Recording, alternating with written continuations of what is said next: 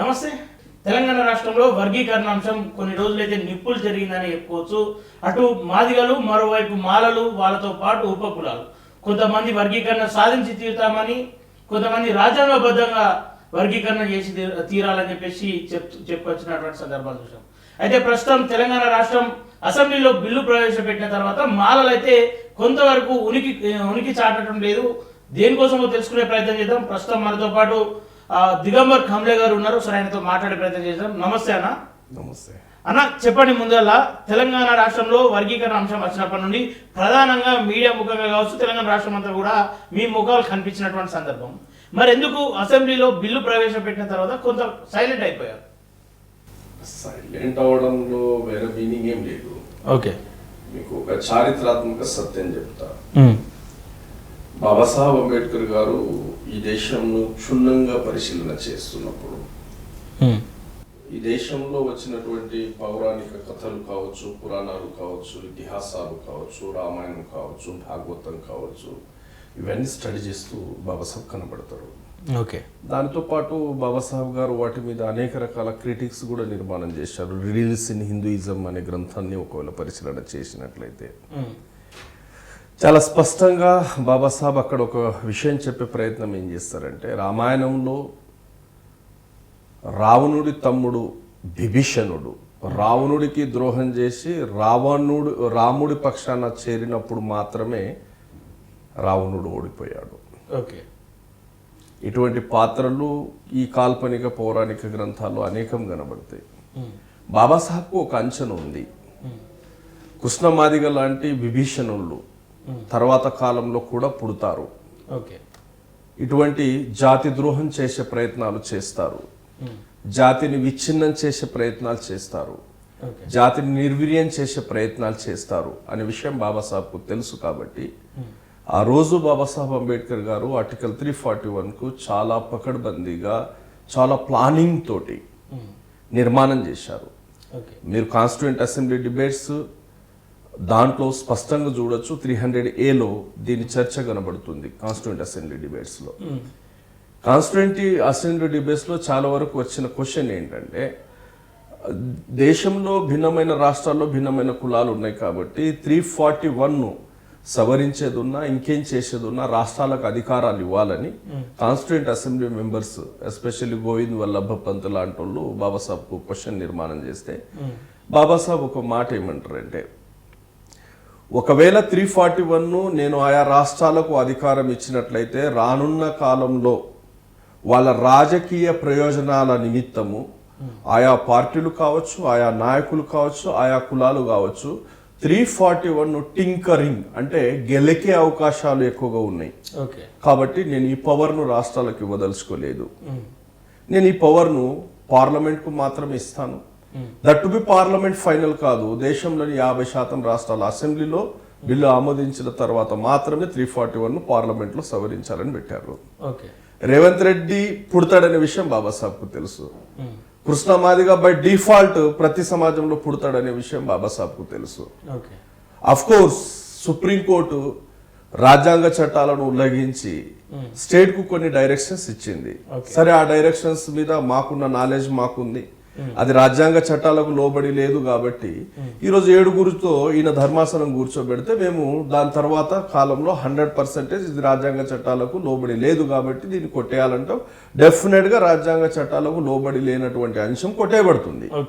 అంటే కృష్ణమాదిగ కళల్ని తిరిగి ఆయన బ్రతుకున్నప్పుడే భూస్థాపితం చేస్తాం మేము. అది మాకు ఆ గ్యారంటీ ఉంది. బాబాసాహెబ్ అందులో చాలా స్పెషల్లీ దానికి ప్రొటెక్షన్ ఇచ్చారు కాబట్టి ఆ నమ్మకంతో చెప్తున్నాను. ఇక రాష్ట్ర అసెంబ్లీలో జరిగింది. రాష్ట్ర అసెంబ్లీలో జరిగిన తర్వాత ఈ నాయకుడు విచ్ఛిన్నకారుడు, ఇతడికి తెలివి లేదు, చదువు లేదు, దాంతోపాటు ఇతని గురించి అసలు పద్మశ్రీ కాదు ఇతనికి ఇవ్వాల్సింది, అరాచకవాది, అరాచక శ్రీ, ఇలాంటి పదవులు ఇవ్వాలి ఈయనకు. ఈయన జీవితం మొత్తం ఎక్కడైనా ఎథిక్స్ ఫాలో కాలేదు. ఎక్కడ ఎథిక్స్ ఫాలో కాలేదు. మీరు వినాలా ఈరోజు ఎందుకు స్తబ్దంగా ఉన్నారు అంటున్నారు కదా. ఎక్కడ ఎథిక్స్ ఫాలో కాలేదు. నక్సలైట్ ఉద్యమంలో ఉన్నాడు, ఆడద్రోహం చేసిండు, వాళ్ళు చంపుతారని ఎన్కౌంటర్ చేస్తా అంటే మళ్ళా వచ్చి కేజీ సత్యమూర్తి వలలో పడ్డారు. కేజీ సత్యమూర్తి చేయడం చేత బతికి బయటపడ్డాడు. ఈయన జీవితంలో ఎంతమంది అమ్మాయిలకు మోసం చేసిన చరిత్ర కాదు. బహిర్గంగా ఒక ఉమెన్ నాకు ఇతడు మోసం చేశాడు వాడుకున్నాడని మీడియా సమావేశం పెట్టిన సందర్భాలు లేవా? ఈ జాతికి తెలియదా? ఇటువంటి అరాచకవాది జాతికి నాయకుడా?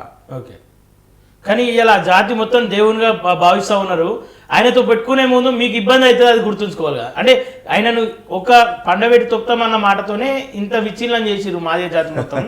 ఈ రోజు ఆయనతో పెట్టుకోకపోతా విషయము నేనేమంటున్నా అంటే అతడు మాకు పెద్ద ఫ్యాక్టరే కాదు. మా పోరాటంలో మా రాజ్యాంగబద్ధమైన పోరాటం, చట్టబద్ధమైన పోరాటం. అటువంటి వాళ్ళు పుడతారనే విషయం బాబాసాహెబ్కు తెలుసు. మాకు కూడా అటువంటి వాళ్ళు సమాజంలో విచ్ఛిన్నకారులు ప్రతి సమాజంలో ఉంటారని తెలుసు. అతడు అనేది మాకు ఇక్కడ కారణరే కాదు, ఎక్కడ పాయింటే కాదు. ఇక జాతి అంటారా? నేను ఒక మాట అడుగుతాను నగేష్ గారు, మీకు పిల్లలు ఉన్నారు, మీ కొడుకు చదవడంలో వెనుకబడ్డాడు, మీ పక్కనే నేనున్నా, నా కొడుకు షార్ప్గా చదువుతున్నాడు, క్లాస్లో టాపర్. ఇప్పుడు మీరు మీ కొడుకుకి ఏం గైడ్ చేస్తారు? కామ్లే కొడుకు చదువును దోచుకుంటుండయా? కామ్లే కొడుకు చదువును దోచుకుంటున్నాడు, నువ్వేం చేయాలా? పోయి స్కూల్లో ధర్నా చేయాలా? వాడి కొడుకు మాత్రమే చదువును దోచుకుంటాడని చెప్తారా? లేదు. ఏం చెప్తారు? వాళ్ళతో పోటీపడి చదవాలని చెప్తారు. ఇప్పుడు సమాజంలో వీళ్ళు తిన్నారు వాళ్ళు తిన్నారు అనే విషయం పక్కన పెట్టండి. రాజ్యాంగము అన్ని కులాలకు ఒకేసారి హక్కు ఇచ్చినప్పుడు నువ్వు వెనుకబడ్డావు కారణం ఏంటి? చదువుకోలేదనేది కదా. చదువుకోలేనటువంటి నీ పిల్లలకు నువ్వు ఏం చెప్పాలా? వాడిని చూసి నేర్చుకోరా అని చెప్పాలా. కానీ కష్టపడి చదువుకున్న దోచుకోడు అంటాడా? వాడు నాయకుడా? ఏం మాట్లాడతారండి? చదువుకోవడానికి అవకాశం కలగకుండా అన్ని అంటే ఎవరు అడ్డుకున్నాడు? మాలలు అడ్డుకున్నారా? ఎట్లా అడ్డుకున్నారు? వాడి చేతులకు బేడి లేచిండ్రా? మా కళ్ళకు గంతలు వేసిండ్రా? ఏం చేసి అడ్డుకున్నారు? మాదిగల ఇంట్లకు తాళాలు వేసిండ్రా? లేదా నిర్బంధించిండ్రా? నిర్బంధించి చదువుకు రాకుండా దూరం పెట్టిండ్రా? అందులో చదువుకున్న ఒకరిద్దరు కూడా ఉద్యోగాలు రాకుండా మొత్తం మాలలు ఎందుకు అసలు లేవు?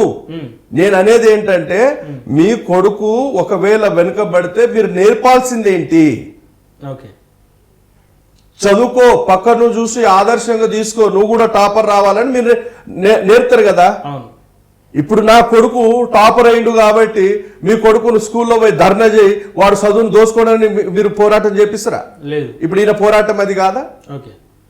రిజర్వేషన్ అనేది ఈ దేశంలో ఉన్న అన్ని షెడ్యూల్ కులాలకు, షెడ్యూల్ తెగలకు, వెనుకబడిన తరగతులకు ఒకే కాలంలో కదా రిజర్వేషన్ వచ్చింది. వెనుకబడ్డానికి కారణం ఏంటి? నీ చదువులేనితనం. దాని కారణాలు ఏంటి? నీ కుల వృత్తి ఉంది, నీకు క్యాస్ట్ కల్చర్ ఉంది, ఆ కల్చర్ లో నిమగ్నమైన కులము చదువు నుండి దూరమైంది. నువ్వు ఏ కల్చర్ మూలంగా చదువు నుండి వాళ్ళు దూరమైనరు? డప్పుగొట్టే కల్చర్ మూలంగా చదువు నుండి దూరమయ్యారు, చెప్పుకుంటే కల్చర్ మూలంగా చదువు నుండి దూరమయ్యారు. నువ్వు తిరిగి ఈ దేశంలో రాజ్యాంగం అమల్లోకి వచ్చి 70 సంవత్సరాలు పూర్తి అయినా హీనమైన వృత్తులను మానేయని బాబాసాహెబ్ అంబేద్కర్ గారు ఈ దేశంలో ఉన్నటువంటి పీడిత కులాలకు ఏదో రోజు అనౌన్స్ చేసినప్పుడు, నేటి కూడా నువ్వు మళ్ళా డప్పులు కొట్టుమంటే చదువు నుండి దూరం ఉండు, నువ్వు చదవకు, అప్పనంగా కూసో, వాడిని దోసుకున్నాడని బ్లేమ్ చెయ్యు, అప్పనంగా నీకు నేను సాధించి పెడతానే కదా నీ ఉద్యమం. అంటే మాట్లాడకపోతే వాడు చేసింది పెద్ద సత్యమా? సత్య పోరాటమా? మద్దతిచ్చే వాళ్ళకన్నా బుద్ధి ఉండాలా? మద్దతుకి ఇచ్చే వాళ్ళకు కనీసం బుద్ధి ఉండాలా, చట్టాల మీద అవగాహన ఉండాలా. అతడికి లేదైతే లేదు, మద్దతు ఇచ్చే వాళ్ళు చదువుకున్నోలే కదా. ఏ బేసిస్ మీద మాలలు అడ్డుకున్నారంటాడు? ఏ బేసిస్ మీద మాలలు దోచుకున్నారంటాడు? నీకు నీ పిల్లలకు చదువు శాత కానప్పుడు వాళ్ళకు నువ్వు గైడ్ చేయి, నేర్చుకోమని. లేదా ప్రభుత్వంతో పోరాటం చేయి, మామూలు నేర్చుకోవడంలో ఇబ్బంది పడుతున్నావు, ప్రత్యేక వసతులు కల్పించమని. నువ్వు ఒక కులం మీద ఏడుస్తున్నావు అంటేనే నువ్వు అత్యంత మనసులో విషం నింపుకొని ఒక కమ్యూనిటీని బ్లేమ్ చేస్తున్నావు. అంతేగా దాని అర్థము.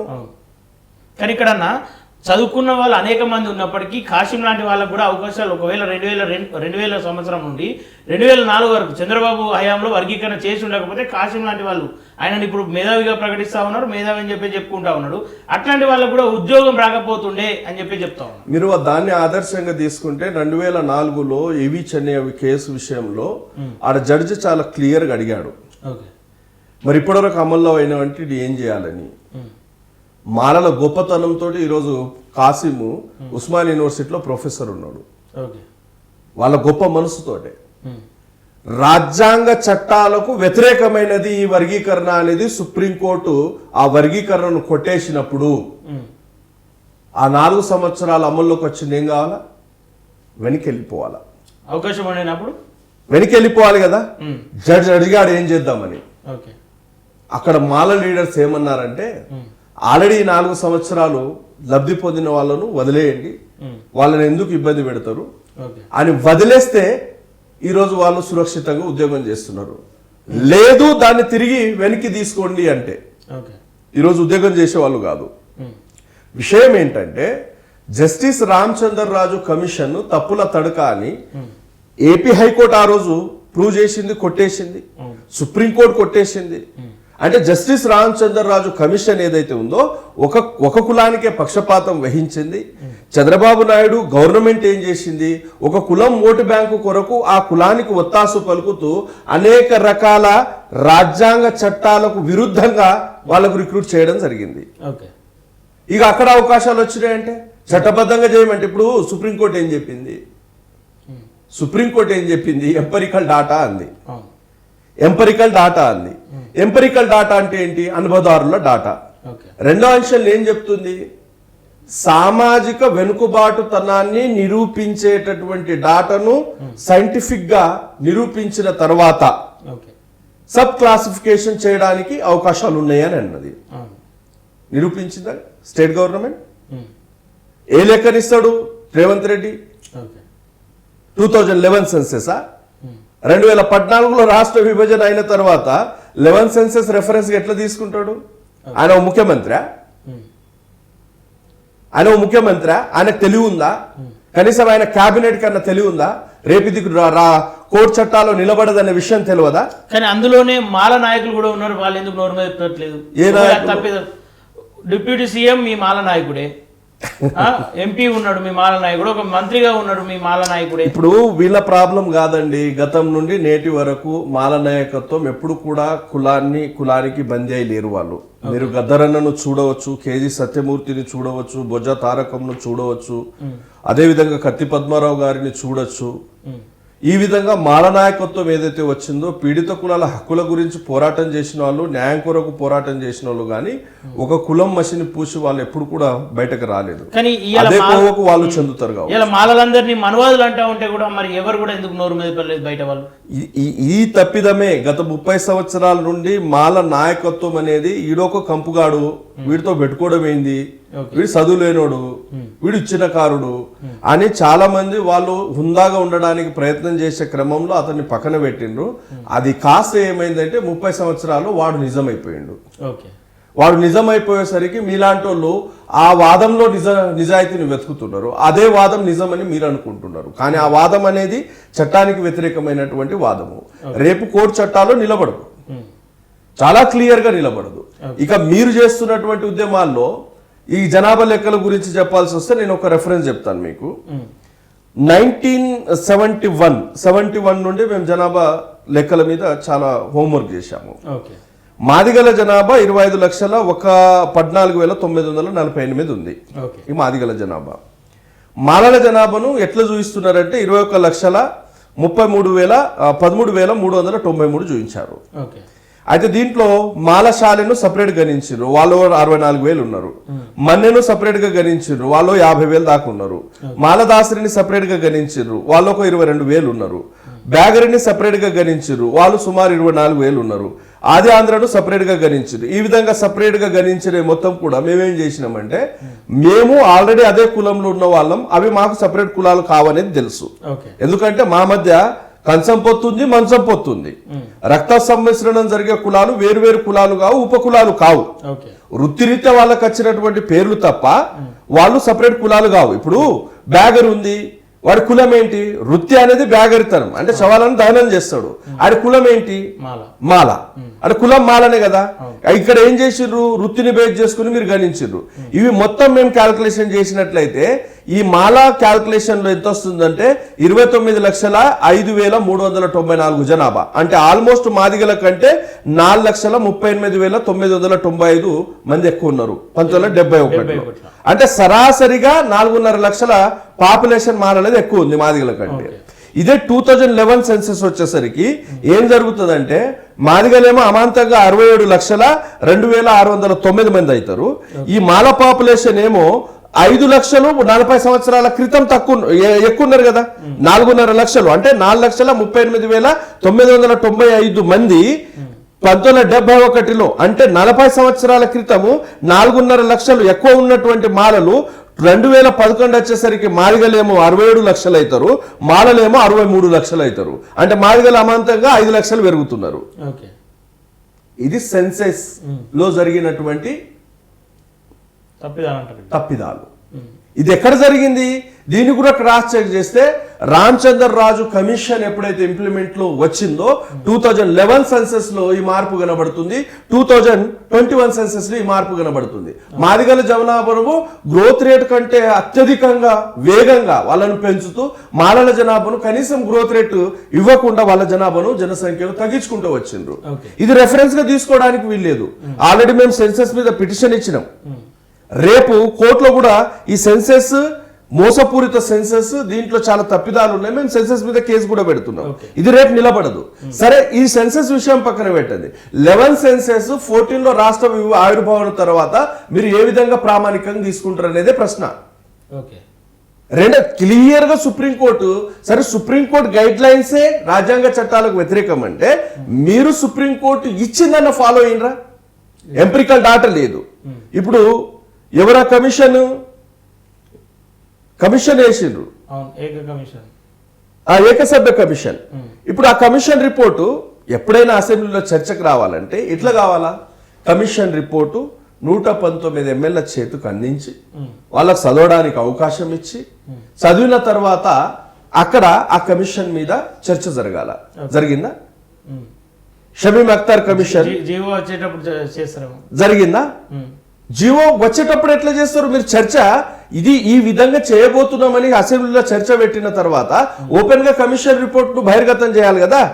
షమీమ్ అఖ్తర్ రేవంత్ రెడ్డికి లవర్ కాదు కదా, లవ్ లెటర్ ఇవ్వలేదు కదా, అది పబ్లిక్ రిపోర్ట్ కదా. ఒక కమిషన్ రిపోర్ట్ ను మీడియా సమక్షంలో పబ్లిక్ లో తీసుకురావాలా, అసెంబ్లీలో ఎమ్మెల్యేలకు ఇవ్వాలా? అట్లా ఇవ్వకుండా అదేదో లవ్ లెటర్ అయినట్టు దాన్ని అత్యంత గోప్యంగా ఉంచుకొని ఒక 13 పేజీల కాపీలను అందరు ఎమ్మెల్యేలకు ఇచ్చేసి మేము ఈ విధంగా చేస్తున్నామంటే రాష్ట్ర అసెంబ్లీ రేవంత్ రెడ్డి అబ్బసొత్తా లేదా ఇష్టరాజ్యంగా చేస్తారా? దేనికైనా ఒక చట్టం ఉంటది, చట్టం ప్రకారం వెళ్ళాలా. చట్టం ప్రకారం వెళ్ళకపోతే మేము మౌనంగా సైలెంట్ గా లేము.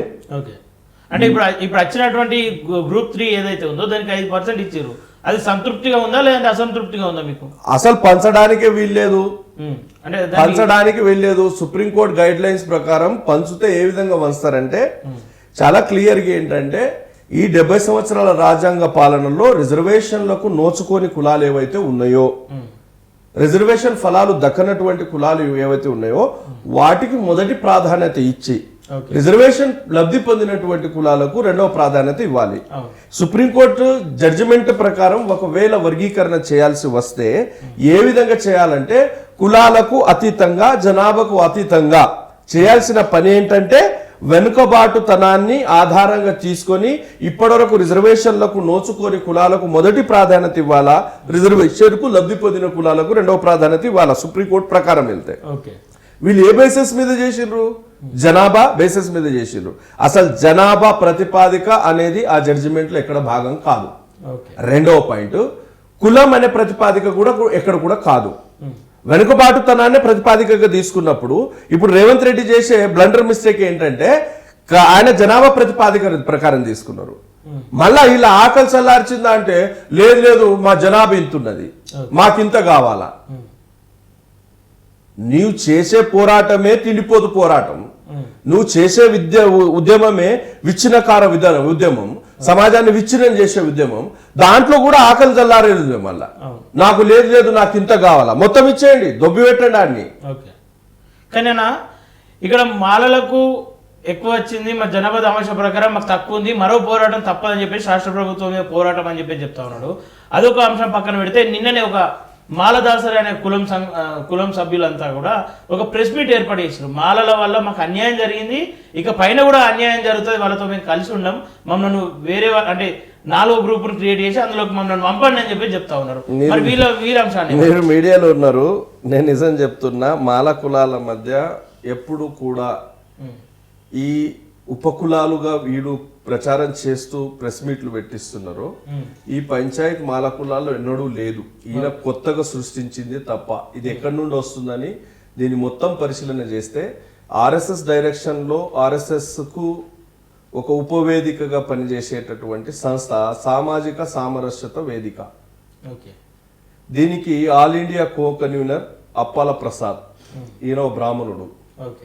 ఇతని పని ఏమిటంటే పీడిత కులాలను బ్రాహ్మణిజం పేరిట ఆర్గనైజ్ చేయాలా, ఆర్ఎస్ఎస్ హిందూ భావజాలంతో ఆర్గనైజ్ చేయాలా, బీజేపీకి ఓటర్లుగా మార్చాలా.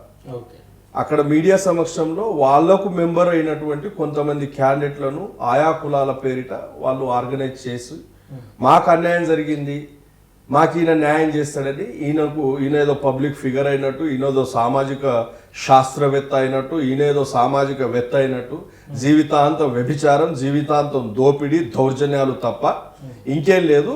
ఈయన చరిత్రను రొమాంటిసైజ్ చేయడానికి, ఈయననే న్యాయం చేస్తాడని చెప్పుకోవడానికి, బీజేపీ ఓటు బ్యాంకును పెంచడానికి ఈ మాలదాసరు వచ్చిండ్రు, వాళ్ళు వచ్చిండ్రు, వీళ్ళు వచ్చిండ్రు అంటున్నారు. సరే, రాష్ట్ర ప్రభుత్వం 11 సెన్సెస్ ను బేస్ చేసుకుంది.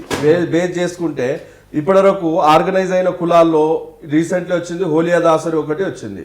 హోలియా దాసరి పాపులేషన్ 2011 సెన్సెస్ లో 11,041. నెక్స్ట్ ఏదొచ్చింది, ఏ కులం వచ్చింది అంటున్నారు మీరు? మాలదాసరి వచ్చిండ్రు. మాలదాసరి పాపులేషన్ 16,341 11 సెన్సెస్ ప్రకారం. దాంతో పాటు మీరు చూపిస్తున్న కులం ఏంటి? మిత్తయ్యలవార్. మిత్తయ్యలవారు ఎక్కడున్నారు? ఇది 11 సెన్సెస్ డిపార్ట్మెంట్ డాటా అండి, ఇది నేను నా ఇంట్లో రాసుకున్నది కాదు. మిత్తయ్యలవారు వీళ్ళ యొక్క ఆర్డర్ నంబర్ 49, వీళ్ళున్నది 300,143 11 సెన్సెస్ ప్రకారం. అసలు జనాభా గణన విషయం పక్కన పెడితే రిజర్వేషన్లకు నేటి వరకు నోచుకోని కులాలకు మొదటి ప్రాధాన్యత ఇవ్వాలనేదే సుప్రీంకోర్టు జడ్జిమెంట్. ఈ సుప్రీంకోర్టు మొత్తం జడ్జిమెంట్ లో కృష్ణ మాదిగ కాదు, మాదిగల నుండి ఏ ఇంటెలెక్చువల్ అయినా మాకు జనాభా ప్రాతిపదిక ప్రకారం రావాలి అని వాళ్ళు నిరూపించినట్లయితే అప్పుడు రాష్ట్ర ప్రభుత్వం ఏమన్నా చేయొచ్చు. ఇక్కడ ఈ మొత్తం జడ్జిమెంట్ లో 565 పేజీల జడ్జిమెంట్ లో ఎక్కడ కూడా జనాభా ప్రాతిపదిక లేదు. రాష్ట్ర ప్రభుత్వం అలా చేసిందంటే రాష్ట్ర ప్రభుత్వం మాదిగలకు మళ్ళా మోసం చేయబోతుందని అర్థం. ఎందుకంటే రేపు కోర్టు చట్టాల్లో నిలబడదు కదా. ఇప్పుడు మా కేసు ఇప్పుడు వర్గీకరణకు వ్యతిరేకం ఉండదు. ఇక రాష్ట్ర ప్రభుత్వం జడ్జిమెంట్ ను ఫాలో కాలేదు, కోర్టు జడ్జిమెంట్ ను ఉల్లంఘించింది కాబట్టి రాష్ట్ర ప్రభుత్వం మీద ఈ జడ్జిమెంట్ ఉల్లంఘన కేసు వేస్తాం. కేసు వేసినప్పుడు ఏమైతుంది, జడ్జిమెంట్ ను ఫాలో కాలేదు కాబట్టి దాన్ని నిలిపేస్తారు. నిలిపేస్తారు కదా, నిలిపాల్సిందే కదా. మీరు జడ్జిమెంట్ ఎట్లా ఇచ్చిరో దాని ప్రకారం అయితే ఫాలో కావాలి కదా. జడ్జిమెంట్ ఒకటైతే రేవంత్ రెడ్డి ఇష్టరాజ్యంగా చేస్తా అనడం, దీంట్లో జడ్జిమెంట్ లో క్రిమి లేయర్ అనేది కూడా మెన్షన్ చేసి ఉంది. కానీ రాష్ట్ర ప్రభుత్వం క్రిమి లేయర్ వల్ల ఒక విషయం ఏంటంటే, క్రిమి లేయర్ అనేది కాదు, బోలెడు అంశాలు ఉన్నాయి దాంట్లో. ఈవెందో రిజర్వేషన్లు అనేది ఇష్యాలని ఉంది ఆ జడ్జిమెంట్ లో. కానీ సరే, ఆ జడ్జిమెంట్ విషయం పక్కన పెట్టండి. ఇక్కడ కాంగ్రెస్ మరియు బీజేపీకి మధ్య జరుగుతున్నటువంటి ఓటు బ్యాంకు రాజకీయమే వర్గీకరణ అంశము. ఇప్పుడు బీజేపీ ఈ చదువులేని ఈ దుర్మార్గుని బయటకు తెచ్చింది. ఈ చదువులేని వాడు ఏం చేస్తున్నాడు, సమాజాన్ని ఆల్రెడీ 30 సంవత్సరాల నుండి విచ్ఛిన్నం చేస్తూనే వస్తున్నాడు ఆయన. ఇతడు ఆల్రెడీ బీజేపీ ఓటు బ్యాంక్ మారుస్తా అని ఆల్రెడీ జింకానా గ్రౌండ్ లో మోడీ సమక్షంలోనే శపథం ఇస్తున్నాడు. మోడీకి మాత్రమే ఓటు వేయాలని ప్రచారం చేసిండు. ఏ పార్టీలో ఉన్నా ఓటు మాత్రం మోడీకి వేయాలని ప్రచారం చేసిండు. ఇప్పుడు ఇతడి ప్రయత్నం ఏంటంటే, రాష్ట్రంలో ఉన్నటువంటి ఈ ఎస్సీ కులాల పాపులేషన్ లో ఒక్కొక్క కులాన్ని బీజేపీకి ఏ విధంగా అటాచ్ చేయాలి, ఇదొక ఎత్తుగడ నడుస్తుంది. ఇప్పుడు రాష్ట్ర ప్రభుత్వం ఏంటి, నీ ఎత్తుగడకు పై ఎత్తుగడ నేనేస్తా, నువ్వెందుకు బీజేపీకి ఓట్లు వేయిస్తా, ఇగో నేను కాంగ్రెస్ ఓటర్లుగా మారుస్తా, కాంగ్రెస్ ఓటర్లుగా మారుస్తా కాబట్టి మాదిగలారా నేనే మొదటగా వర్గీకరణ చేసిన. దాంట్లో చట్టబద్ధత ఉందని పక్కన పెట్టండి, న్యాయబద్ధత ఉన్నది అనే విషయం పక్కన పెట్టండి, అది ఎంతవరకు నిలబడుతుంది అనే విషయం పక్కన పెట్టండి. రేవంత్ రెడ్డి అయితే చేతులు దులుపుకున్నాడు. రేవంత్ రెడ్డి మాదిగలకు నేనే చేసిన అని ఓటు బ్యాంకును క్రియేట్ చేయాలా, లేదు ఇది నేనే చేయిస్తున్నా బీజేపీకి ఓటు బ్యాంక్ వేయాలని మందకృష్ణ. అంటే కాంగ్రెస్ బీజేపీకి మధ్య జరుగుతున్నటువంటి ఓటు బ్యాంకు రాజకీయాలు అనే విషయం మాకు స్పష్టంగా తెలుసు కాబట్టి మేము చట్టపరంగా ఏం చేయాలో చేస్తాం కాబట్టి మేము కాస్త నిశ్శబ్దంగా ఉన్నాం. ఆ కాకిగోల మధ్యలో వెళ్ళేసి ఆడు తిట్టిండని మేము తిట్టడము అది కరెక్ట్ పద్ధతి కాదు. సమాజంలో ఒక శాంతి భద్రతలను కాపాడుతూనే కానీ ఇక్కడ మందకృష్ణ మాదిగ వాదనలో నిజం ఉంది కాబట్టి మాలలు వెనకడు చేసిర్రు, మాలల్లో కొంతమంది మాత్రమే బయటకు వచ్చిర్రు, ఇంకా అనేక మంది ఉన్నారు వాళ్ళకు న్యాయబద్ధం అని చెప్పేసి వాళ్ళు వెనకడుగు చేసిర్రు అని చెప్పి మందకృష్ణ పోరాటంలో నిజం అనేది ఆ రోజు లేదు, నేటికి కూడా లేదు, రేపు కూడా ఉండదు. నేనే మీ ఇంటర్వ్యూ ద్వారా స్పష్టంగా ఛాలెంజ్ చేస్తున్నా. మందకృష్ణ బ్రతికి ఉన్నంత వరకే ఈ సుప్రీంకోర్టు జడ్జిమెంట్ తిరిగి కొట్టేయబడుతుంది. కారణం రాజ్యాంగ చట్టాలకు లోబడి లేదు. ఇది సింపుల్. రాజ్యాంగ చట్టాలకు లోబడి లేనప్పుడు నీకు అనుకూలంగా మోడీ ప్రభుత్వం అనేక చట్టాలు చేసింది. ఆ చట్టాల్లో 1947 తర్వాత ప్రార్థన స్థలాలను మార్చడానికి వీల్లేదు అని చాలా క్లియర్ గా భారత ప్రభుత్వము గజెట్ ని తీసుకొచ్చినప్పుడు కూడా ఇదే సుప్రీంకోర్టు ప్రధాన న్యాయమూర్తి జస్టిస్ చంద్రచూడ్ దానికి వ్యతిరేకంగా జడ్జిమెంట్ తీసుకొని హిందూ ముస్లింల మధ్య మొన్న సంబల్లో ఘర్షణలు జరిగినాయి. ఇతడే కారణం. ఇటువంటి చట్టాలు తర్వాత ప్రభుత్వం మారిందంటే ఖచ్చితంగా రివ్యూకి వస్తాయి. రివ్యూకి వచ్చిన తర్వాత దీనికంటే పెద్ద బెంచ్ కూర్చొని దాన్ని తిరిగి కొట్టేస్తుంది. రాజ్యాంగ చట్టాలకు లోబడి లేదంటే తిరిగి కొట్టేస్తుంది. అది కొట్టేసిందంటే ఏముంటది, ఇతడు బతుకున్నంత వరకు ఇది భూస్థాపితం అవుతుంది. ఈయన పోరాటంలో న్యాయం లేదు కాబట్టి 2004లో కొట్టేయబడ్డది. ఈయన పోరాటంలో న్యాయం లేదు కాబట్టి రేపు కూడా కొట్టేయబడుతుంది. ఇది నిలవదు, పక్క నిలవదు. ఒకవేళ నిలుస్తే నేను నిలవదు అంటున్నాను కదా. నిలుస్తే నేను రాజ్యాంగబద్ధంగా రాజ్యాంగాన్ని స్టడీ చేసిన తర్వాత రాజ్యాంగానికి లోబడిన అంశమా కాదా అనే విషయం తెలుసుకున్న తర్వాతనే ఈ ఛాలెంజ్ చేస్తున్నా. నేను అసలు వాదన ఏంటి? వాదన Devender Singh versus state of Punjab మధ్య జరిగినటువంటి ఈ కేసులో 3 ప్రశ్నలతో వాదన స్టార్ట్ అయింది.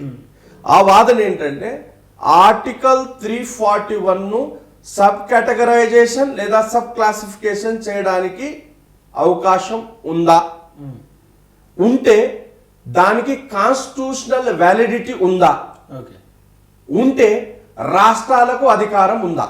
ఈ 3 క్వశ్చన్లు. 341 ను సబ్ క్లాసిఫికేషన్ చేయడానికి వీల్లేదు రాజ్యాంగ చట్టాలు చాలా క్లియర్ గా చెప్తున్నాయి. ఎందుకు? అది హోమోజీనియస్ కమ్యూనిటీ కాబట్టి. ఎందుకు? 1950 ప్రెసిడెన్షియల్ ఆర్డర్ లో కూడా అది హోమోజీనియస్ కమ్యూనిటీ కాబట్టి సుప్రీంకోర్టు ప్రెసిడెన్షియల్ ఆర్డర్ ను ఉల్లంఘించి ఇది హెటరోజీనియస్ కమ్యూనిటీ, దీన్ని విభజించడానికి వీళ్ళు రకరకాలు చేసింది. రేపు రాజ్యాంగ చట్టాలకు వ్యతిరేకంగా ఆర్డర్ ఇచ్చింది కదా, రేపు కొట్టేయబడుతుంది. రెండవది కాన్స్టిట్యూషనల్ వ్యాలిడిటీ అడిగినరు.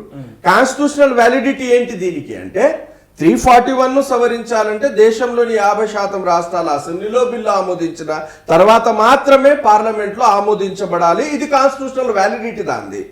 మీరేం చేసిండ్రు? ఎవరో ఏబి షహా అనే ఒక ఆంథ్రోపాలజిస్ట్, ఇంకోడేమో ఎన్జిఓ మార్టిన్ మక్వాన్ అని, ఆ ఎన్జిఓ రిపోర్ట్ ను బేస్ చేసుకుని సుప్రీంకోర్టు జడ్జిమెంట్ ఇస్తుంది. అకాడమిషియన్స్ ఇచ్చినటువంటి రిపోర్ట్లను బేస్ చేసుకొని భారత అత్యున్నత న్యాయస్థానం జడ్జిమెంట్ ఇవ్వడం ఏంటండి? కేసు వాదనలో కాన్స్టిట్యూషనల్ వ్యాలిడిటీ ఉందా అంటే కాన్స్టిట్యూషనల్ వ్యాలిడిటీ మీద చర్చ చేయకుండా మీరు అకాడమిషియన్స్ ఇచ్చినటువంటి అకాడమిక్ ఎగ్జాంపుల్స్ ను బేస్ చేసుకుని ఎట్లా ఇస్తారు? మూడవది రాష్ట్రాలకు అధికారం ఉందా అని చర్చ జరిగింది. రాష్ట్రాలకు అధికారం లేదు అనేది 300A కాన్స్టిట్యూయెంట్ అసెంబ్లీ డిబేట్స్ లో చర్చలు జరిగినటువంటి వాదన. కానీ రాష్ట్రాలకు అధికారం ఇచ్చింది సుప్రీంకోర్టు. దాన్ని ABCD వర్గీకరణగా చిత్రీకరించే అవకాశం రాష్ట్రాలకు ఉన్నది, కానీ గ్రూప్ 1 గ్రూప్ 2 గా చిత్రీకరించే అవకాశం రాష్ట్రానికి ఉంటుందని చెప్పి రాష్ట్రాలకు నేను ఇప్పుడు అదే మాట అంటున్నా. కాన్స్టిట్యూషనల్ వ్యాలిడిటీ లేదు, కాన్స్టిట్యూషన్ ప్రకారం చేయడానికి లేదు, రాష్ట్రానికి అధికారం లేదు. అయినప్పటికీ సుప్రీంకోర్టు రకరకాల రెఫరెన్సెస్ ఏదో చూయించి సబ్స్టాన్షియల్ ఈక్వాలిటీని ఎస్టాబ్లిష్ చేయడానికి, ఇది హెటరోజీనియస్ కమ్యూనిటీ కాబట్టి వీళ్ళ మధ్య కూడా వివక్షత ఉంది కాబట్టి విభజించవచ్చు, రాష్ట్రాలు ఈ విధంగా చేసుకోవచ్చు అని చెప్పింది. ఏ విధంగా చేసుకోవచ్చు అన్నదంటే ఎంపిరికల్ డాటాను కలెక్ట్ చేసుకోమంది. సామాజిక వెనుకబాటుతనాన్ని నిరూపించే గణాంకాలను శాస్త్రీయబద్ధంగా సేకరించిన తర్వాత అత్యంత వెనుకబడినటువంటి కులాలకు మొదటి ప్రాధాన్యత ఇవ్వమన్నది. ఇప్పుడు రాష్ట్రం అట్లా చేసిందా మీరు చెప్పండి, రాష్ట్రం అట్లా చేసిందా? ఓకే, ఒకవేళ రాష్ట్ర ప్రభుత్వం ఆ కోణంలో అంటే ఏదో ఒక విధంగా అయితే ఏకసభ కమిషన్ వేసింది, ఏదైతే ఆ కమిషన్ ఇచ్చినటువంటి ఆధారాల ప్రకారం వర్గీకరణ అమలు చేస్తూ ఉంది. ఈ రోజు అందులో ఉన్నటువంటి మీ మినిస్టర్, మీ మాలకులకు సంబంధించిన ఒకవేళ కమిషన్ రిపోర్ట్ ఆధారాలు బేస్ చేసుకుంటే మాదిగలు డి గ్రూప్ లో కాదు, అన్నిటికంటే వెనుక గ్రూప్ లో వెళ్ళిపోతారు, ఎక్కువగా లబ్ధి పొందిన గ్రూప్ లో. నేను చెప్పట్లా, ఉషా మెహ్రా కమిషన్ రిపోర్టే ఆ రోజే క్లియర్ గా పేజ్ నెంబర్ 54 లో మాదిగా సార్ బెటర్ దాన్ మాలాస్ అని రిపోర్ట్ ఇచ్చింది, దాని కారణాలు చెప్పింది. పేజ్ నెంబర్ 101 లో ఉన్న పాపులేషన్ కంటే కూడా రిజర్వేషన్ ఫలాలను 3 కులాలు అందుకున్నాయి, దాంట్లో మాదిగా, ఆది ఆంధ్ర అండ్ మాలా అని చెప్పింది. అంటే ఇప్పుడు అనుభవదారుల లిస్టులో ఎవరున్నారు? మాదిగలు ఉన్నారు. ఇప్పుడు మాది అనుభవదారుల లిస్టు మాదిగలు ఉన్నప్పుడు ఉషా మేరా కృష్ణ మాదిగ వేయించిన రిపోర్టేనండి, ఆమె కూడా జస్టిసే. కానీ వాళ్ళంతా క్లారిటీ చెప్తా ఉన్నారు, మాలలే దొబ్బి తిన్నారు, మా అవకాశాలను, మా రావాల్సిన అందాల్సిన మాలల మంచితనం తోటి ఆయన ఈ రోజు బతికి బట్టగలుగుతున్నారు. విషయం ఏంటంటే మాలలు దొబ్బి తిన్నారు అని ఆయన గాలి మాటలు చెప్పింది తప్ప ఇప్పటి వరకు మీకు బ్లండర్ మిస్టేక్స్ చెప్తా. మాదిగల పాపులేషన్ 70 లక్షలు అన్నాడు, ఎవరిదో మీడియాలో 1 కోటి కూడా అన్నాడు. ఇప్పుడు పాపులేషన్ 2011 సెన్సస్ తీస్తే ఎంత వచ్చింది? మాదిగల పాపులేషన్ 32 lakhs వచ్చింది. మిగిలిన పాపులేషన్ కృష్ణ మాదిగ చంపుకున్నాడా? రాష్ట్ర ప్రభుత్వం చంపిందా? లేదా మీ మీడియా చంపిందా?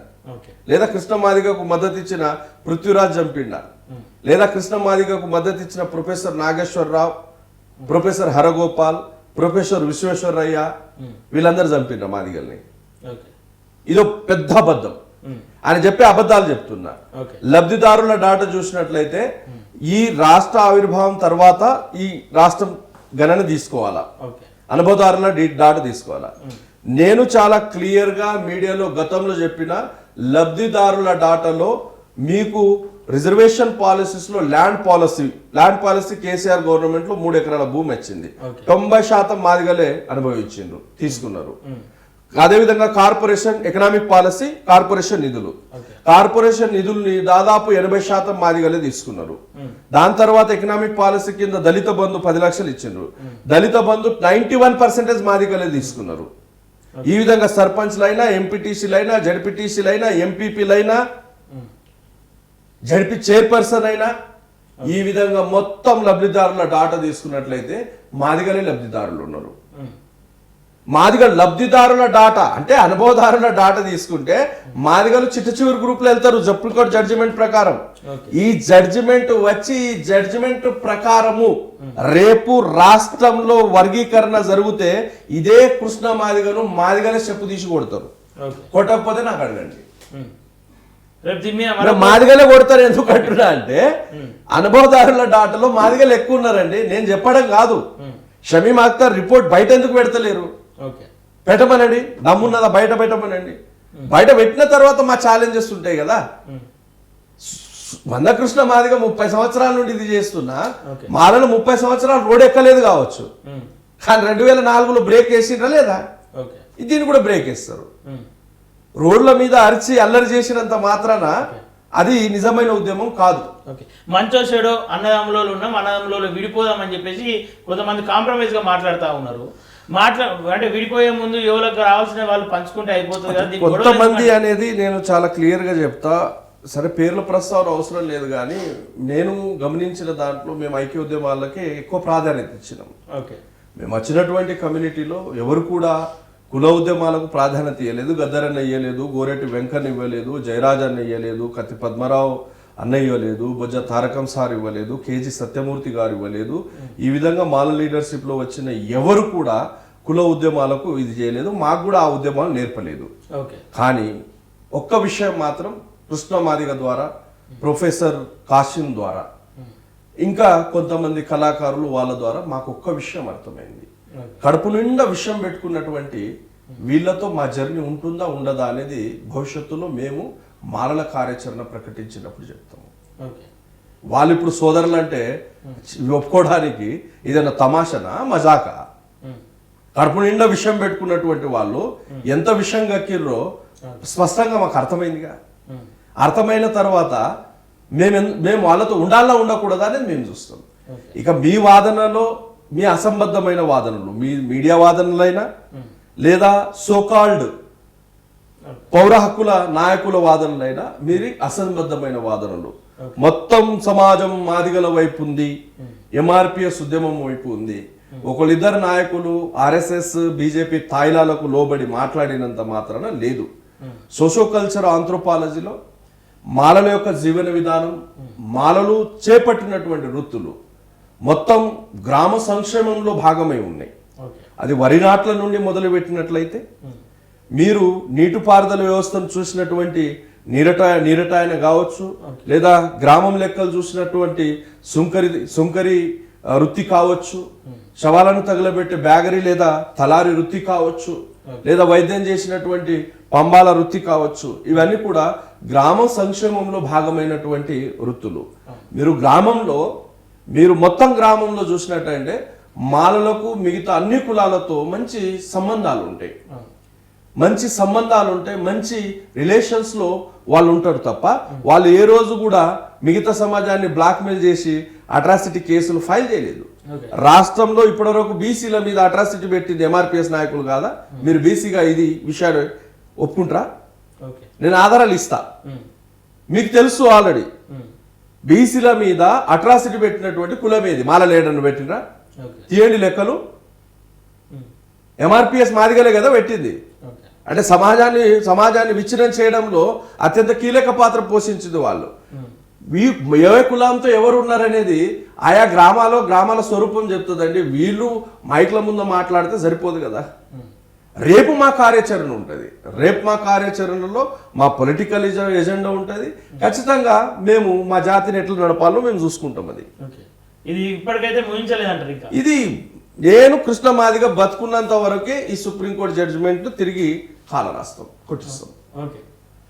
ఎవరు నడిపిస్తా ఉన్నారు మిమ్మల్ని? మరి మమ్మల్ని ఎవరు నడిపించాల్సిన అవసరం లేదు. మా వెనకాల బాబాసాహెబ్ ఉన్నాడు, కృష్ణమాదిగ వెనకాల వెంకయ్యనాయుడు ఉన్నాడు, కృష్ణమాదిగ వెనకాల నరేంద్ర మోడీ ఉన్నాడు, కృష్ణమాదిగ వెనకాల మోహన్ భాగవత్ ఉన్నాడు, కృష్ణమాదిగ వెనకాల సామాజిక సామరస్యత వేదిక ఆల్ ఇండియా కో కన్వీనర్ అప్పాల ప్రసాద్ ఉన్నాడు, కృష్ణమాదిగ వెనకాల 2 రాష్ట్రాల ఆర్ఎస్ఎస్ ప్రచారకు భరత్జీ ఉన్నాడు, కృష్ణమాదిగ పట్టనటువంటి కాళ్ళు లేవు, కృష్ణమాదిగ మొక్కనటువంటి కాళ్ళు లేవు.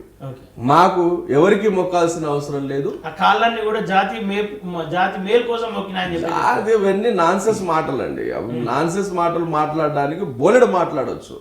ఆయన మాట్లాడేది ప్రతిదీ అబద్ధం అంటున్నా. నాన్సెన్స్ మాటలు, విచ్ఛిన్నకరమైన మాటలు, విచ్ఛిన్నకారుడు. ఆయన నిజ జీవితంలో ఇప్పుడు గదరన్న మీద కామెంట్ బండి సంజయ్తో చేయించింది ఇతడే, మందకృష్ణ. ఎందుకంటే బండి సంజయ్ ఇమీడియట్ గా అది అసంబద్ధమైన చర్చ. అక్కడ అసలు బండి సంజయ్కి విషయంలో ఏమైనా జోక్యం చేసుకునే అవసరం ఉందా? ఎందుకు ఆల్ ఆఫ్ సడన్ ఆ మాటలు చేయాల్సి వచ్చింది? రేవంత్ రెడ్డి చాలా క్లియర్ గా మేము ఇచ్చిన లిస్టు ప్రకారం ఇవ్వాలి. అదే గవర్నమెంట్ మేము ఇచ్చిన లిస్ట్ ఇవ్వకుండా మీరు వేరే వాళ్ళకి ఇచ్చిండ్రు పర్వాలేదు అని ఏదో కామెంట్ చేసిండ్రు. ఆ కామెంట్ కు మధ్యలో గద్దరన్నకి ఎందుకు తెచ్చిండ్రు? దట్టుబి బండి సంజయ్ ఎందుకు తెచ్చిండు? ఈయన చెప్తేనే అది చేసిండు. ఈయనకు ఇది ఇంత దుర్మార్గుడు అంటే ఈయన గుర్తు రావాలా. మొత్తం అయితే మీ యుద్ధం మొదలు పెడతారా? మరా యుద్ధము మేము వాళ్ళ మీద యుద్ధం చేయాల్సిన అవసరం లేదండి. మాకు రక్షణ బాబాసాహెబ్ అంబేద్కర్, మాకు రక్షణ భారత రాజ్యాంగం. భారత రాజ్యాంగ చట్టాలకు లోబడి బాబాసాహెబ్ అంబేద్కర్ గారి ఆదర్శాలను నమ్ముకొని మేము ఉద్యమాలు చేస్తాం. ఈ గాలికొచ్చే గొట్టంగాలను మాకే కులం మీద ఉద్యమం లేదండి. మా ఉద్యమం మా హక్కుల గురించి. అతడి హక్కుల గురించి అతడు ఏం చేస్తాడో అది మాకు అనవసరమైన విషయం. మా ఉద్యమం మా హక్కుల గురించి, మా ఉద్యమం బాబాసాహెబ్ అంబేద్కర్ యొక్క ఆశయ సాధన కొరకు ఉంటుంది తప్ప ఒక కులం మీద మా ఉద్యమం కాదు, ఒక మతం మీద మా ఉద్యమం కాదు. ఓకే అన్న, okay, thank you so much అన్న. మీ విలువైన సమయాన్ని అలాగే ఏవైతే మీరు సమాచారాన్ని ఇవ్వడం పట్ల కూడా సంతోషంగా అంటే అందరికి చూపించే ప్రయత్నం చేస్తాం. ఇలా మాలల దోషులు మాదిగల దోషులు అని పక్కన పెడితే ఓకేనా, అంటే మీరు మాదిగల పైన ఉద్యమం కాదు, ఎవరిపైన ఉద్యమం కాదని చెప్పి చెప్తా ఉన్నారు. కానీ ఆ మాదిగ వాళ్ళతో కలిసి మీ నేత ఖాన్లు కూడా మీ పైన ఉద్యమాన్ని ప్రకటిస్తూ ఉన్నారు. అటు మీ ఆదిలాబాద్ సంబంధించిన నేతలు కూడా బయటకు వస్తా ఉన్నటువంటి సందర్భం. మీరు అదే ప్రాంతవాసి కాబట్టి మీరేమంటారు? మీ ప్రాంతంలో అత్యధిక జనాభా ఉండే కులం అది. మీకు మొదటగా చెప్పిన సామాజిక సామరస్యత వేదిక అప్పల ప్రసాద్ ఆర్గనైజ్ చేస్తున్న మీటింగ్లు రకరకాల తాయిలాలు ఇచ్చేసి విషయం ఏంటంటే, నేను ఒక మహార్ కమ్యూనిటీకి చెందిన వ్యక్తిగా ఇదే నేతకాని ప్రెస్ మీట్ను లేదా మహార్ ప్రెస్ మీట్ను ఇక్కడ పెట్టింది కదా వెంకటేష్ నేతను తీసుకొని ఆదిలాబాద్లో వచ్చి పెట్టమనండి. కృష్ణమాదిగా వెంకటేష్ నేత వాళ్ళ చేతుల్లో దెబ్బలు తినకుండా సేఫ్గా బయటకు వస్తే నిజంగా ఆ కమ్యూనిటీకి వాళ్ళు నాయకత్వం వహిస్తున్నారని చెప్తా. ఎందుకంటే ఆ ప్రాంతంలో నేను చూడాల్సిన అవసరమే లేదు. ఒక విషయం ఏంటంటే, మహర్స్ చాలా అగ్రెసివ్గా ఉంటుంది. దాదాపు ఆల్మోస్ట్ రాష్ట్ర పాపులేషన్ లో 10 లక్షల మంది జనాభా ఉంటుంది. సరే, పాపులేషన్ లిస్ట్ లో చూసినట్లయితే లెక్క తక్కువ కనబడుతుంది. కారణం ఏంటంటే, ఇప్పుడు నేను మహర్ని సర్టిఫికేట్ తీసుకోవాలంటే మేము ఆర్డీఓ చుట్టూ తిరగాల. ఈ కారణాల చేత తాత్కాలికంగా మనకు అవసరం అయినప్పుడు ఎడ్యుకేషన్ పరంగా, స్కాలర్షిప్ పరంగా ఆల్టర్నేట్ గా మాల సర్టిఫికేట్ తీసుకొని ఎక్కువ మంది ఉన్నారు కాబట్టి మీకు స్పెషల్లీ మహర్స్ చాలా అగ్రెసివ్. బాబాసాహెబ్ విధానాలకు వ్యతిరేకంగా పనిచేసే ఏ విషయాన్ని వాళ్ళు అంత ఈజీగా డైజెస్ట్ చేయరు. మొన్న వచ్చిన మీటింగ్ లో ఆదిలాబాద్, నిజామాబాద్ నుండి లక్షలాది మంది మహర్లు వచ్చారు. గతంలో కృష్ణమాదిగకు అనుభవం ఉంది. ఇంద్రవెల్లి ప్రాంతంలో వర్గీకరణ మీటింగ్ పెడితే ఆయన కొట్టిన ఆల్రెడీ. అక్కడ నుండి పారిపోయి బయటకు వచ్చింది ఆయనకు అనుభవం ఉంది. ఇక వెంకటేష్ నేత అంటాడా, వీడు ఒక ఫెయిలూర్ నాయకుడు అండి. ఎంత ఫెయిలూర్ నాయకుడు అంటే, వాడికి స్వతంత్ర అస్తిత్వం లేదు. వాడి వెనకాల కనీసం ఈ గోదావరి ఖని ఆ బెల్ట్ లో ఉన్నటువంటి నేతకారులు ఉన్నారని నేను పరిశీలన చేసిన. అన్న నాయకులతో కాంటాక్ట్లు ఉన్నాం కదా, మేము మాల కులాల నాయకులతో కాంటాక్ట్లు ఉన్నాం. నేతకాని వెంకటేష్ ను ఒక 1000 మంది నేతకాళ్ళతో మీటింగ్ పెట్టి నేతకాళ్ళ మద్దతు వర్గీకరణకు మాట్లాడమనండి. ఎవడో ఒక గొట్టం కానీ, గాలిపోయే గొట్టం కానీ తీసుకొచ్చి ప్రెస్ మీట్ లో కూర్చోబెట్టి నేతకాళ్ళు మాయంబడి ఉన్నారు, నేతకాళ్ళ డిమాండ్ ఇది అని మాట్లాడడం సబబు కాదు. నేతకాని వెంకటేష్ మీద అనేక మంది నేతకాని నాయకులు అతని మీద వాయిస్ ఇవ్వడం జరిగింది. ఆయన బ్రతుకున్న రాజకీయ జీవితంలో ఎప్పుడు కూడా నేతకాని హక్కుల గురించి ఎక్కడ మాట్లాడలేదు. ఏ నేతకాలతో లేడు ఆయన పచ్చి అవకాశవాది, పొలిటికల్ ఫెయిల్యూర్ క్యాండిడేట్ ఆయన. అంటే వీళ్ళందరితో ఎవరు ప్రెస్ మీట్ పెట్టిస్తారని మీరు భావిస్తాం? ఇప్పుడు చెప్పిన కదా, సామాజిక సామరస్యత వేదిక కృష్ణమాదిగకు మంచి ప్యాకేజ్ ఇచ్చింది, కళాకారులకు మంచి ప్యాకేజ్ ఇచ్చింది. ప్యాకేజ్ ఇస్తూ ఈ బీజేపీ ఓటు బ్యాంకును పెంచుకునే క్రమంలో వీళ్ళందరితో పెట్టిస్తుంది. ఇప్పుడు మాల దాసర్లైనా, ఈ హోలియా దాసర్లైనా, మిథయ్యల వారు పాపం వాళ్ళ అమాయకులండి, వాళ్ళకి తెలియదు. మీరేనో ఇంకో ఎవరో మీడియా వాళ్ళు అడిగారు వాళ్ళకు, ఏమండి మీరు మరి వర్గీకరణకు మద్దతుకు వస్తున్నారు, మాలలేమో ఇట్లున్నారు, మీరు మాల దాసర్లు కదా అని అడిగితే వాళ్ళ నుండి వచ్చిన సమాధానం ఏంటి? ఏమో వీళ్ళు మీటింగ్ పెట్టిరు, మమ్మల్ని వీళ్ళు పిలిచారు, రమ్మన్నారు కాబట్టి వచ్చామని అన్నారు. మీరే కదా అడిగింది? మిత్రుడు అడిగారు. ప్రత్యక్ష సాక్ష్యం మీకు అక్కడే దొరికింది కదా. ఏదో మీటింగ్ పెట్టిరు, రమ్మన్నారు, వచ్చిందంట. కానీ పెద్ద సంఖ్యలో వచ్చారు అక్కడ జనాలు. ఏం పెద్ద సంఖ్య అండి? ఇప్పుడు వచ్చిన సంఖ్యలో కులం మీ సర్టిఫికేట్ తీస్తున్నారు, మీరు చూసినా లేదు. అదే ఓ 10 మంది మాదిగలను కూర్చోబెట్టుకొని మాల దాసర్లు అంటే నమ్మాల్సిందిగా.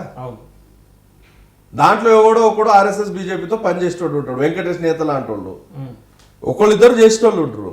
మొత్తం నేతకాళ్ళు ఆయన ఎంబడి ఉన్నారంటే, నేను మొన్న కౌటాల మీటింగ్ పోయినా, నేతకాని మీటింగ్ అది, సుమారు 5-6 వేల జనాభా వచ్చింది. వెంకటేష్ నేత ఇట్లా చేస్తున్నాడు, ఏం చేద్దామని అడిగిన. చెప్పుతో కొడతాం సార్, మా ఏరియాలో వస్తే అని అన్నారు. చెప్పుతో కొడతామని అన్నారు. ఇప్పుడు ఏమనాలా అంటే, ఒక్కడు బీజేపీకి పనిచేసేవాడు, వాడొచ్చి కులం మొత్తం నా వెనకాల ఉంది, ఆ కులం మొత్తం మా మందకృష్ణతో ఉన్నదని ప్రకటన చేయడము, అది మొత్తం అసంబద్ధమైన ప్రకటనలు అవి. దాంట్లో ఎటువంటి సత్యం లేదు. నేను చాలా క్లియర్ గా చెప్తున్నా, నేను మహర్గా కృష్ణమాదిగకు దమ్ముంటే ఆదిలాబాద్ లో వచ్చి ప్రెస్ మీట్ పెట్టి మహర్లకు నేను న్యాయం చేస్తా అని చెప్పండి. ఆయన కొట్టకుండా సేఫ్ గా ఆయన బయటకు వచ్చింది అనుకోండి, అప్పుడు నేను మహర్ల నాయకుడు కృష్ణమాదిగని నేనే ప్రకటిస్తాను. దేశమంతా తిరిగిన నాయకుడు అని చెప్పి చెప్తాను. అవన్నీ దేశమంతా కాదు. నేనేమంటున్నా అంటే, మహర్లు చాలా అగ్రెసివ్. ఎందుకు అగ్రెసివ్ అంటే, అంబేద్కరిజానికి వ్యతిరేకంగా ఈ దేశంలో ఏ పోరాటం ఇదైనా ఫస్ట్ గా స్పందించేది మహర్లే. ఓకే. మారలంటే ఇప్పుడు వాళ్ళు తెలుగులో వీళ్ళు మాలలు అనేక ఉద్యమాలు చూసుకోవచ్చు మీరు. నేను ఆ కులం నుండి వస్తున్నా కాబట్టి నాకు తెలుసు. ఓకే. ఈయన పోయి నేను మహర్లకు న్యాయం చేస్తా, వీడేంటంటే న్యాయం చేసేది, వీడి అడుకునే ఉద్యమం ఈయనది. ఓకే. మహర్లు వాళ్ళ కాళ్ళ మీద వీళ్ళ కాళ్ళ మీద పడి బేరలాడరు. ఓకే. మరి వీళ్ళందరినీ కలుపుకొని మీరే ఎందుకు ఒక సభ పెట్టి, సరే మాలలు కావచ్చు, మాలలతో పాటు ఉన్న కొన్ని కులాలు కావచ్చు, మహర్లు కావచ్చు, నేతకాలు కావచ్చు, వాళ్ళ నిర్ణయాలు ఏందో వాళ్ళతో చెప్పించే ప్రయత్నం ఎందుకు చేస్తారు? 100% ఆ ప్రయత్నం జరుగుతుంది. మేము ఇప్పుడే ఓపెన్ కాము, ఎందుకంటే దీనికి ఇప్పుడు మేము కోర్టు పరంగా ఛాలెంజ్ చేస్తాము. ఓకే. కమ్యూనిటీ కార్యాచరణ అనేది త్వరలో ప్రకటిస్తాము. గతంలో మీటింగ్ పెట్టడం జరిగింది, భవిష్యత్తులో కూడా అటువంటి మీటింగ్లు బోలెడు జరుగుతాయి. మాల కులాలకు సంబంధించినటువంటి కార్యాచరణను ప్రకటిస్తాం. 100% మాల కులాల్ని నిర్మాణం చేయడానికి, మాల కులాలు పొలిటికల్ ఎజెండాను నిర్మాణం చేయడానికి మేము మా వంతు కృషి చేస్తున్నాము. మాకు బయటకు వచ్చి బహిర్గతంగా ఈ గాలి మాటలు మాట్లాడాల్సిన అవసరం లేదు, జాగ్రత్తగా నిర్మాణం చేయాలనే ఆలోచనతో మేము ఇప్పటివరకు ఆయనకేం కౌంటర్ ఇవ్వట్లేదు. ఓకే. ఫైనల్గా అయితే కార్యాచరణ ముందుందంట. 100% కార్యాచరణ ఉంటుందండి. ఓకే అన్న, ఏదేమైనప్పటికీ ఆ మాదిగల కొట్లాట త్వరగా ముగించాలని చెప్పేసి మేము కూడా కోరుకుంటా ఉన్నాం. రాజాధికార దిశగా అందరం నడవాలని చెప్పేసి మనస్ఫూర్తిగా కోరుకుంటూ థ్యాంక్ యూ సో మచ్.